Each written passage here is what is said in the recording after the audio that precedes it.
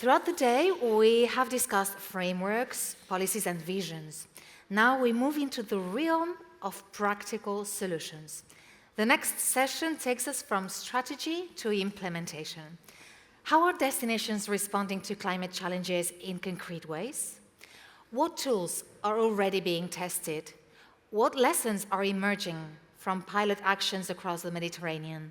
And perhaps more importantly, what solutions are ready to be replicated elsewhere? This session brings together representatives of several cooperation projects and destinations working directly on climate adaptation and resilience. Their experiences will demonstrate how collaboration can generate practical knowledge and actionable solutions for destinations facing increasingly complex environmental challenges. We are thus pleased to welcome Dr. Isidora Markovic-Vukadin, Senior Research Associate at the Institute for Tourism Croatia and representative of the Natur for Change project. I will kindly ask you to use the other chairs because this one is for the moderator. Thank you very much. And then Mrs. Marianne Martin, Project Manager at Avitem, the Agency for Mediterranean Cities and Territories, representing the Cool Noons project. And Mr. Josep Rodriguez, Head of Strategic Projects at the Tourism Department of the Barcelona Provincial Council.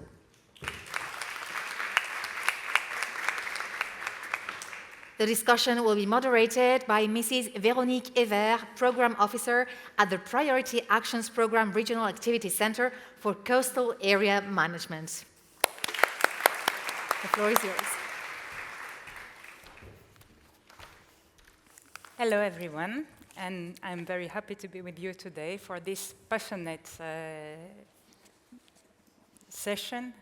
I was very happy to be attending the morning session that gave us so many new information and so many exciting solutions that were already mentioned at the morning session. And today we are turning, this afternoon, we are turning to a new part of the day with this thematic that we have been already seeing for some sessions. So we are turning towards climate change and the importance of taking it into account at the practical level. Just to quote some report that was made from the Plan Bleu, and that was produced last year in the Mediterranean. The region is warming up 20% faster than the global average. In 20 years, 220 million people could suffer from water shortage.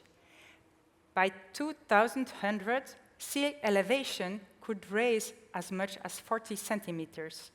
The population from the region will grow by 20 to 30%, reaching 700 million inhabitants. So all these problematics, you are aware of them, we already heard you, and it is important, of course, to be aware of them today. And I think in Europe, we are quite conscious that everything is happening now and that we do have to take actions.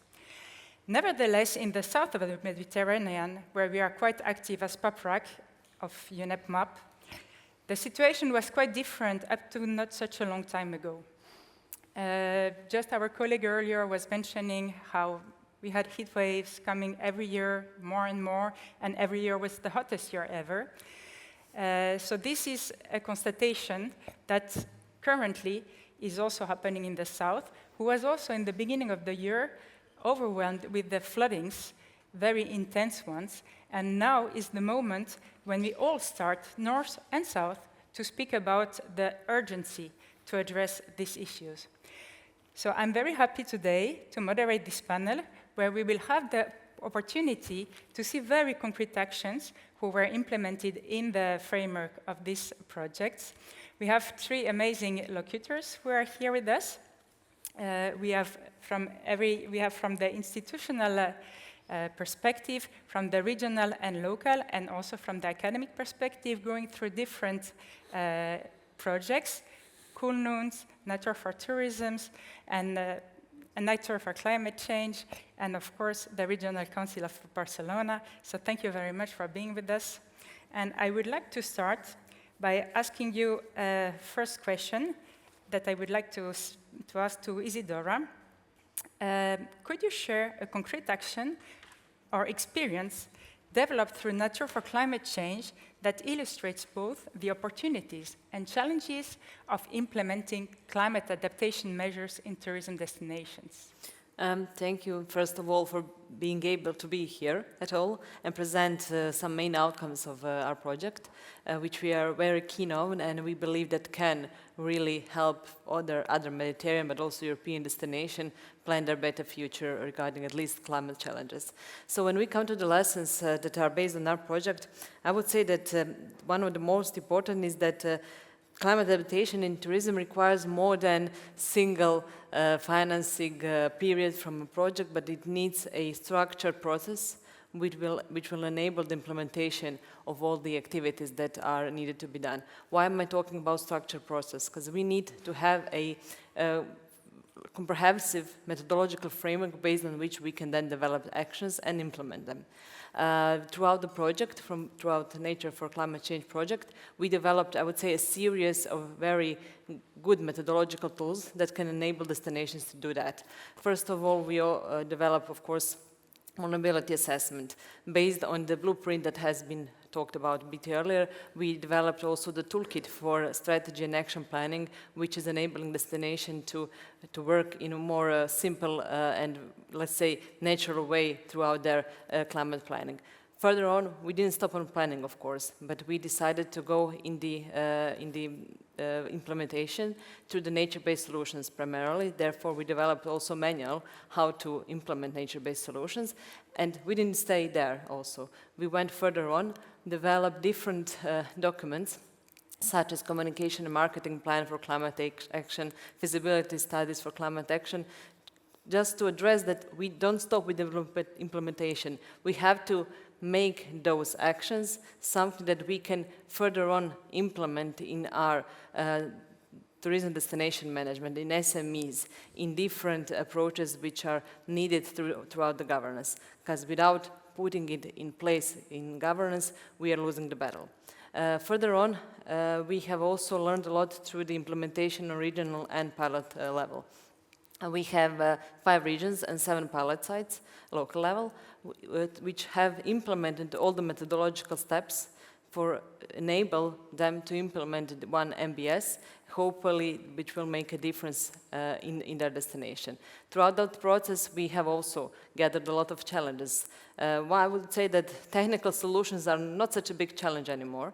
Governance, also stakeholder participatory inclusion, understanding from SMEs that we need this kind of long-term planning are some of the challenges that we are facing still, have faced, but hopefully through making these action plans, through making those MBS their, also not our project, but their victories, we hope that we can get new positive outcomes and further development of this project.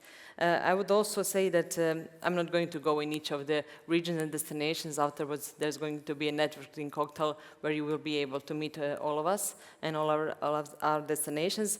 But definitely, even though they have different geographical climate aspect, different types of tourism, in the end, a lot of destinations have similar climate challenges, from water scarcity to coastal erosion to the experience of the visitors, and therefore the solutions may sound similar or the same. But in the end, even though they have some similarities, there is a need for different approaches, especially because of the governance.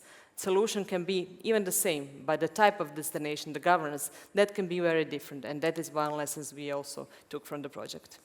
Yeah, so there is definitely a necessity to see the solutions which are proposed and to adapt them for each local context. Yes. Yeah. Marian, the Mediterranean is increasingly affected by extreme heat, especially in urban destinations. Through the Cool Noons, What concrete adaptation measures are being tested to make sustainable destination more resilient to climate change? So thank you very much for this invitation to be in here. The Interreg Euromed Pool-Nouns project brings together 5 Mediterranean cities facing a common challenge: adapting urban tourism to increasingly frequent and intense heat waves caused by climate change. The project involves Dubrovnik, Marseille, Imola, Lisbon, and Budva, all attractive tourist destinations that are highly exposed to extreme heat. They worked together with 2 academic partners, the University of Coimbra, which provided scientific expertise on thermal and climate assessment, and the American College of Greece, which developed the participatory methodology used throughout the project. Pool-Nouns is based on a simple idea: helping residents and visitors move through cities during the hottest hours of the day by creating cool paths. These are routes connecting naturally cooler places such as parks, shaded streets, water points, museums, and cultural facilities, and other climate refuges. The first step of the project was to identify these routes through a large participative process involving the citizens. Residents, local stakeholders, and tourism actors took part in exploratory walks and co-design workshops to share their knowledge of the city and identify places that remain comfortable during periods of extreme heat. Once this cool path has been mapped, the project financed a series of pilot interventions through the Interreg Euromed program. Rather than large-scale infrastructure projects, the focus was on light and replicable solutions. Each city adapts the concept to its own context and develops digital maps that are a tool for tourism flow management and that allow residents and visitors to easily locate cool paths and climate refuges. Concretely, in Marseille, 9 pergolas were installed along cool paths, and additional vegetation was introduced in public spaces, in particular climbing plants. In Imola, new fountains, shaded sitting areas, and tree planting improved thermal comfort in polluted spaces. In Budva, the city combined tree planting, shade structures, and water points to create more comfortable pedestrian itineraries. In Dubrovnik, the focus was placed on digital innovation, with an online platform helping visitors identify the coolest routes according to the time of the day. The city also enhanced the visitor experience of its maritime museum, transforming it into a recognized climate refuge. One particularly interesting example comes from Lisbon, where cool paths were used to encourage visitors to discover neighborhoods and green spaces beyond the city's most crowded tourist area. Maybe we can change the slide. I don't know where is the... Oh, it's not a big deal. It's okay. Yes, it was the example from Marseille, and we have also the examples of Dubrovnik with the digital application and Lisbon. So in Lisbon, the cool paths are used to orient tourists beyond the city's most crowded areas. One route guides visitors through the Alvade district, connected park, local shopping streets, community gardens, and a municipal theater. And another links the city center to the Monsanto Forest Park, a vast green area where summer temperature can be up to 15 degrees lower than in exposed urban spaces. And this big park is less known by the tourists. These routes were improved through participatory planting activities involving local residents and schools, transforming underused urban spaces into smart climate refuges. To conclude, beyond the pilot actions themselves, one of the most important achievements of Poolnoons is the development of a methodology that can be replicated across the Mediterranean. Several deliverables have been produced and are all available on the project website. They are oriented towards transferability, a methodology for thermal vulnerability assessment, a design thinking methodology for citizen participation, and policy recommendations to better integrate heat adaptation into urban tourism strategies. Just a last word to say that Poolnoons has applied to the Interreg Euromed test to transfer fast lane in order to replicate the methodology in new territories, including Athens, Valencia, Campobasso, Iturrate. Thank you very much for sharing these very local and very practical cases, which are really amazing. We will now pass to Josep and ask you, as the provincial governments, in the context of the climate emergency, what is the main priority for your organization right now regarding climate action in tourism? Okay, thank you. Well, I represent the province of Barcelona destination. It's a very quite diverse destination, and we suffer, as other Mediterranean destinations, the impacts of climate change. There is not a single impact. We have several of them, of course, due to the Mediterranean climate. Concerning climate change, I have to say that we have been working on tourist sustainability for the last 15, 20 years. We have been working with the companies and services, trying to, supporting them to be more sustainable in their processes. We have been working on indicators. We have been working on trying to find a tourist, a visitor with responsible behavior in our destination. But we haven't called it this climate action. So we haven't labeled this as a climate action. We have called it sustainability policies and so on.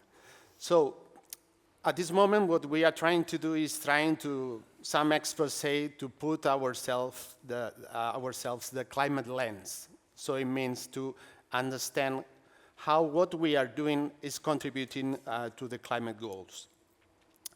And this, in this process of incorporating this climate lens, one milestone, important milestone, like Virginia mentioned before, is that from March this year, we have become signatories of the Glasgow Declaration. And so we will be part of this club of 900 entities that have become signatories. And what is important for us is not to sign a document. This would be a pledge. What is important is that we have a political and institutional agreement, commitment behind that, to act on climate change. In practical terms, our priority is that now we have to prepare the climate action plan following the 5 or 6 pathways of Glasgow in order to align what we are doing with this perspective of the climate action.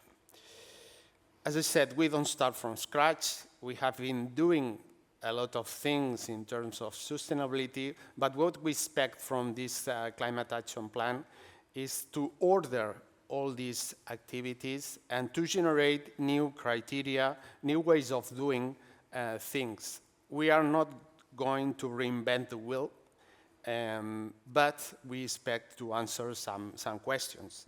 For instance, what could be the strategies to decarbonize the destination? Or how to align our funding lines in order to accomplish the climate goals? Or how to introduce reduction of emissions criteria in these grants, no? Or how we reorient our training offer or our marketing, what kind of markets we want to prioritize in our destinations. So this is what we expect for our climate action plan. Help us to order all these activities and also to propose new ones aligned with the climate goals. Sure. So as you were mentioning, indeed, there are many actions that already are helping us moving forward and going in a more climate resilient situation, which are not labeled climate change. So when putting them all together, we will actually see that things will get quite easier. So we can say, I guess, that climate adaptation is no longer a theoretical discussion, because we do have solutions, yet the implementation remains sometimes an issue, and it remains, in any case, quite challenging. So this brings us to our next question. The next question, I'm going to ask it to all of you. How do we move from climate ambition to concrete implementation? Maybe I would like to ask first Josep, as your institutional vision, to answer it, if you are willing. Well, as I said, it's important to have a plan, so to have a roadmap, but we are aware that we have some obstacles in the way. I would like to highlight some challenges that we have to achieve these goals. The first, as already mentioned, is the governance. When you are dealing with quite complex problems like climate impacts are, you have to deal with a lot of administrations, authorities, other stakeholders, and that have more competences than the tourist departments have. And normally, the tourist departments are small departments within the organizations with a few competences and not many resources, in comparison with other departments like urban planning, civil protection, environmental. And a clear example is that when you are dealing with the coastline, we have 100 kilometers of coastline. The high amount of authorities that have competences in the coastline. And basically, they are the central and regional government. So it's very difficult to deal with this situation coming from a tourist department of a local authority. So it's very important to deal with this governance. And the second one is the financial issue. So many measures that we have to implement, in particular related to adaptations, requires a long-term vision and also a high amount of resources. So this is key, and this is something that we have to deal with. On the other hand, in order to be optimistic, I have to say that we have to analyze ourselves. What can we do alone? It's clear that there are a lot of things that we cannot do alone, but there are some things that we can do alone. What are our superpowers? I will put you an example. We provide a funding line every year, about 3 million euros for local authorities. So we could align the criteria to give these grants to local authorities. We could include some criteria related or aligned with the climate action. So we have to make this analysis in both sides. So how we work with the other stakeholders with more competences than us, but also analyze internally how we could take advantage of our own resources to move forward in the climate action. So the governance is always a key issue, Yeah. right? It came through all the presentations during the day, and now we see that it's one of the really crucial points. Isidora, would you maybe like to complement from your experience in Groningen? Yes, definitely. I mean, for the to go from discussion to the implementation, there's a lot of different tasks that we have to do. In case of a project, we have formed on a regional level, regional coordination units that included DMOs, that included also environmental protection ministries or other governance bodies that included academia and other stakeholders that could help or Sardinia, Crete, Herzegovina-Neretva, Zadar County, and also Andalusia. And on the other hand, for all 7 pilot sites, we also formed task force, managed, but also including all those actors, but also adding SMEs as an important actor that have to have a compliance with our action plans and our activities that are undergoing. And through that work, through the development documents, we came to some main conclusions regarding what is really needed. For the first thing, we have to understand that the climate adaptation is not an environmental issue, it's a tourism issue, destination management issue that has to be addressed, because in the end, climate risks are affecting visitor flows, affecting the visitor, also their understanding of the space they are coming to, infrastructure, products, biodiversity, local communities, all the aspects, and therefore adaptation is not some part of the actions that have to happen in tourism. It's a part of all the actions in tourism. So adaptation has to be on a layer which is in compliance with all the actions that are going to happen in tourism. Nevertheless, is it tourism product development or implementation of MBS? It has to be a part of it. Further on, destinations, as you mentioned previously, need place-based solutions. Even though they are facing similar challenges, generic strategies and action plans, it's good to have a toolkit just to make them unified and have a smooth process. But in the end, they are not sufficient. We need to have that adaptations which is actionable for the stakeholders, not for sake of the strategy, but for the stakeholders which have to jointly identify the actions they want to react to and co-design responses. If possible to co-design, that would be the best path. And finally, transformation requires mechanism, not projects, even though we are here to talk in front of the projects, and I'm glad of it, but they are important. The pilot projects are always important for testing innovations, for building some long-term chance to happen, but in the end, we need integrated it in official plans of tourism, official spatial planning, through all the official government documents that exist, and finally, in the official governance decisions. That's the only way that we can move from ambition to implementation. Yes, you already partly answered to my last question. Sorry. So this is, you are one step in front, which is perfect, which is actually showing how everything is just integrated. So you mentioned the importance of having climate change like a transversal issue and to have it always at mind when doing all our whatever actions or planning, of course. And now we will see how do we move from individual actions and pilot projects towards long-term transformation. So that was exactly what you meant. Josep, you are involved in several European projects and initiatives related to climate change. What motivates this broader shared focus, and can you share some details of some other projects? Yeah, it's true that we are involved in several projects, and I think what is the rationale behind this cooperation we are establishing with other destinations? We believe that we are in an early stage of climate action plan in tourism. As Virginia said, the Glasgow Declaration has only 5 years old.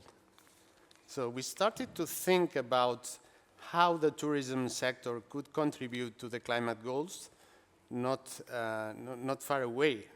So we are in the phase of learning. And as Jeremy Smith said from the Travel Foundation, we are learning in this process, and we are learning together. It is why we are in a stage that is important to learn from each other, to get experiences, to get knowledge about what is happening in these first stages of this climate action in tourism. In this sense, we are involved in several initiatives. I will mention 4 of them. We are members of Nextur network, and they have established a climate hub. So there is a lot of knowledge collected through this hub about what is happening in different regions, not only Mediterranean, but also in Central and other regions in Europe. The second important program or initiative is this community.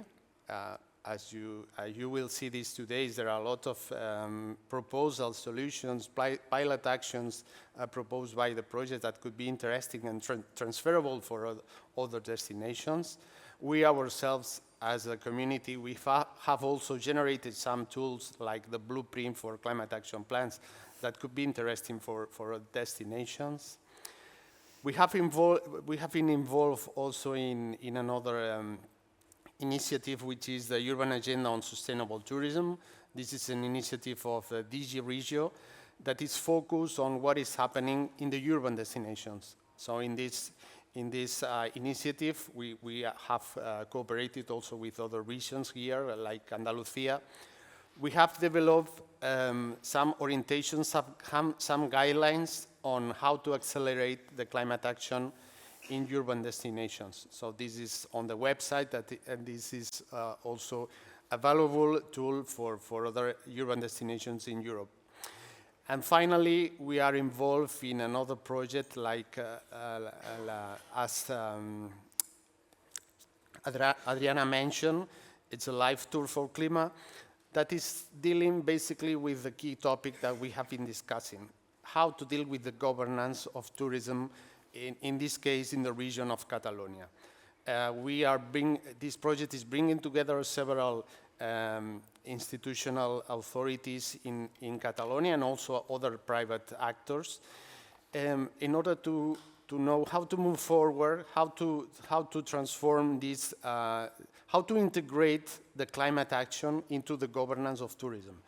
It doesn't mean to create new tools ad hoc, but to integrate the discussion of climate action in the current forums, in the current discussion boards of tourism.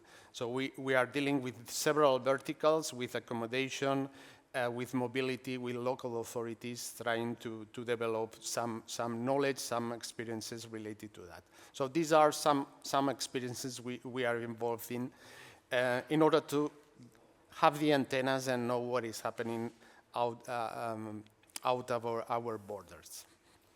Yeah, it is so interesting to see how many solutions are being developed in the framework of these projects, and also to see that those solutions, they can be also envisaged like some kind of catalog, of propositions that can be very easily transferred, and I'm sure it has extraordinary potential for replication in the Mediterranean.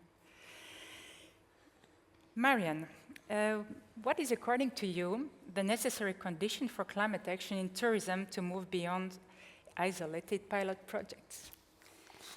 A key lesson from the Autonomous project is that tourism cannot be considered as a sector unto itself. It has been said today many times.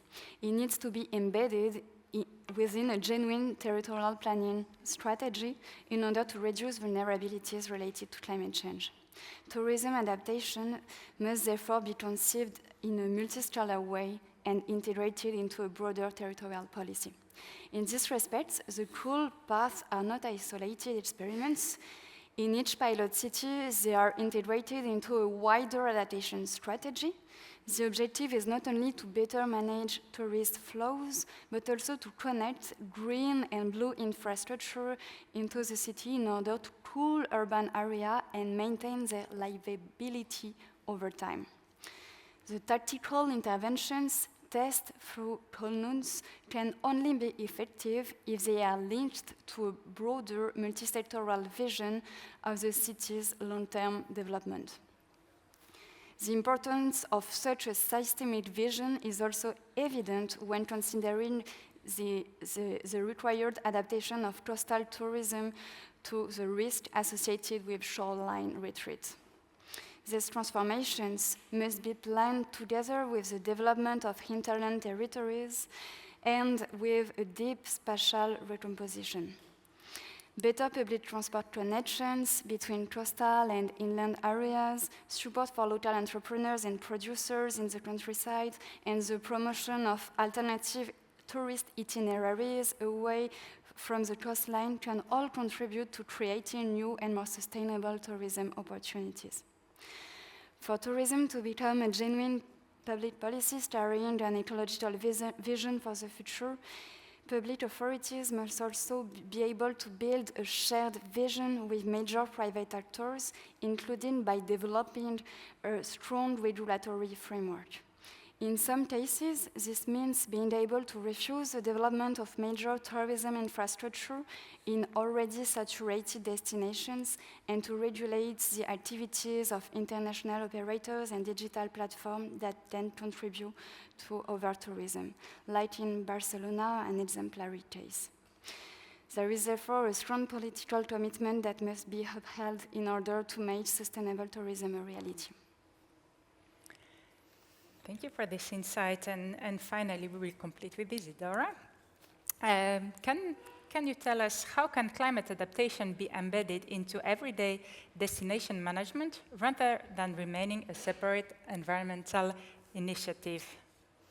If it would be easy to say how, everybody would have done it already in the end. But yes, I think that institutional ownership of those climate action plan is the most important element. Without it, we are just having papers nobody's caring about, nobody's financing, nobody's governing. So we have to find a way, on the level of project, we found a ways to approach regional, local governance and ask them, what are your needs? What are your positions here? What are the possibilities? And a lot of them got opened with time. And I believe that in the end, not all of them are going to be able to put those action plans and strategies as their formal documents, but some of them, yes. And in the end, when we do something formally, it becomes obligatory. So institutional ownership, in my mind, is one of the most important steps to make this real, to make this happen. And also, I would say that on the level of tourism, which is a lot about visitors, marketing, communications, we have also tried to develop actions and methodologies, and in the end implement them, how to communicate actions that are connected with climate to the tourists, to the community, how to make them it's like it's something false, but make them also believe that those are their actions, their strategies, and the needs of their environment, not only natural environment, but cultural environment they're living in, their community. So the ownership of all stakeholders of the action plan, of the implemented NBSs in our cases, and or other actions in other cases, other projects, is the most important element. So to have people being aware that this is their plan, that this is their idea, and that this is their project. Yeah, but not just to make them believe, but to include them. It should really become theirs. If they have not been included in the planning process, perhaps not all can be included, but in the implementation, some of the actions, most of the actions, can be educational actions in which we can also strive to implement adaptation through the working with the community. So that's very important, just to understand that anything we do throughout the project without community is worthless. Right, so the importance to be present at the local level and to deal together with the local population and also with all the stakeholders about these crucial issues. Yeah, and we have to be aware that they often lack of time, lack of expertise, lack of money, lack of the vision, why do we need this adaptation, and therefore it's not enough to make a plan, deliver it through the governance, but also to continuously see the needs if possible, and in the end to improve community satisfaction, visitor satisfaction, measure it, and finally we will get to some point, hopefully. Thank you so much. So thank you so much for all these precious inputs and experiences you shared. We can see so that climate change is no longer a primarily technical challenge and that we do have solutions to adapt. We have to implement them. The real challenge today, as we saw through the day, lies mainly in governance, in cooperation, also, of course, in financing, and in the ability to integrate climate change considerations in everyday decision-making. We have heard today that adaptation means protecting destination competitiveness, visitor experience, local economies, and therefore the well-being of the residents. So I guess we can say adaptation should no longer be treated as a separate environmental agenda. It should be part of each destination plan and strategy and also concrete actions. I would like to let the floor now to the public, if you have some question maybe regarding any of these projects we were mentioning.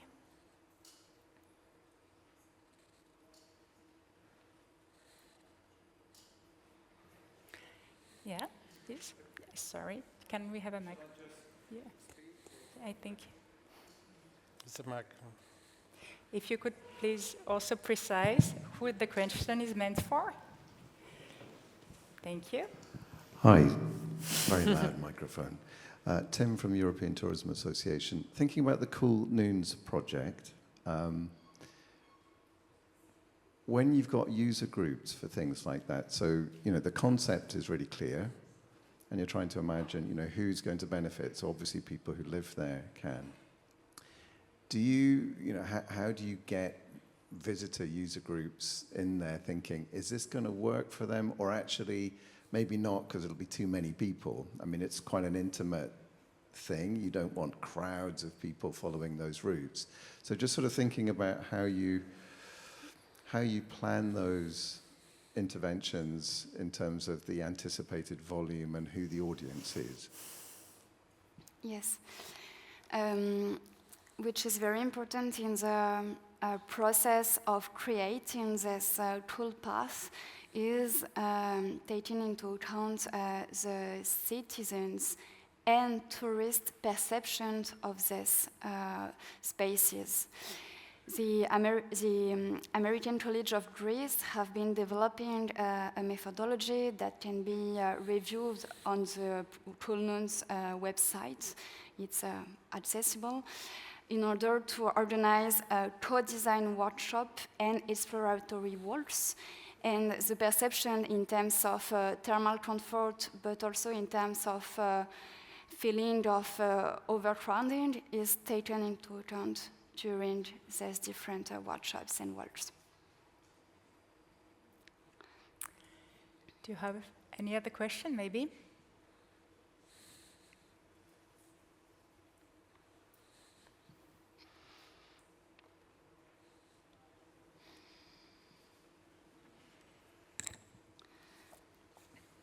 If we don't have any other question, I will just take the 3 minutes we have left to ask you, what are, according to you, the biggest challenge you face preparing the climate action plan and engaging the industry? Joseph. Very briefly, engaging the industry is not a challenge, it's a must. Yeah, so we try to do, for instance, our example is we work with what we call a Barcelona destination, sustainable destination program. We are working with more than 1,000 companies and tourist services in our province. And we accompany them, we work them to give support in this process to sustainability. And this process also includes some topics related to climate change, water consumption, energy efficiency, and so on. So we do that because we consider that we as a destination, we are a system where all the stakeholders has a role to play. So our quick answer will be that we have to engage the industry, yes or yes. Okay, thank you very much for that. I will ask one more question to Isidora. How can small and medium enterprises and local tourism operators become more involved in climate action efforts? Well, how can they? Obviously, but it would be great if we can help them finance. Often finances are a type of a problem for them. We need they need to give human resources, they need to give their time, and in the end finances, that's overwhelming for them in most of cases. Therefore, it is I know it's a good way for destination to be the one leading the process and to see how can they help them to providing some simple tools like we have created during the project through the possible guidance if needed, through the financing options or co-financing options if possible, through sharing good practices so they can be included in diverse type of manners. I don't say it's easy, it's quite complicated, it's quite hard for them, and I understand that because it's different there. They should be, if possible, also included in the project with some, let's say, very practical part of the project implementation, if possible. But in the end, that's why we also provided a pre-feasibility studies for our implementation of our MBSs, just to see them how long and how much money they can save through the implementation of that MBS that is selected. So that is also one important tool. Let's show them to the feasibility. It's worthwhile, it's worth efforting, not in our project in this moment, but in the future projects, also in the future actions that are planned through the destination action plans. It's worth for them to be involved. And in the end, I would say that it's not only worth it, as like Josef said, it's a must. It's a must to have them included, because without of them, who are we doing it for? Thank you so much for this really valuable insights and for being with us today as on this panel on climate change and how to get theory to action. Thank you. Thank you all.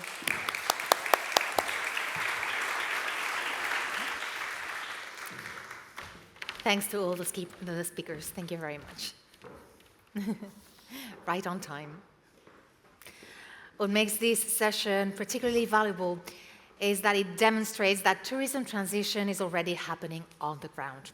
Climate adaptation is often discussed as a future necessity, but the examples we have heard today show that many destinations have already begun that journey. Thank you for sharing your experiences and helping transform ideas into practical action.